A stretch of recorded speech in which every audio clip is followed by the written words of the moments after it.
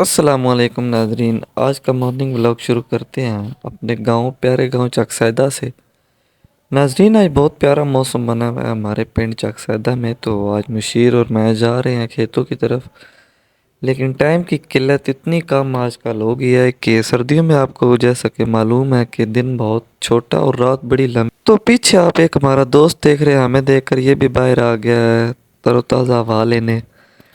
तो जैसा कि सुबह सुबह इतनी खूबसूरत हवा चली कि सबके होश उड़ गए, काफ़ी सर्दी हो गई। तो इन दिनों मौसम का ख्याल रखना चाहिए, अपनी सेहत का, और जर्सी कोटी टोपी पहननी चाहिए।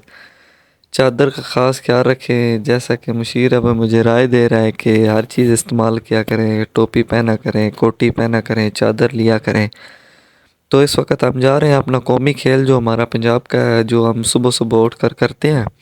अगर हम नहीं करें तो हम खाएं किधर से? हमारे पंजाबी जो ना बड़े कहते हैं, अगर ये हम नहीं करें तो हम खाएं किधर से, कमाएं किधर से?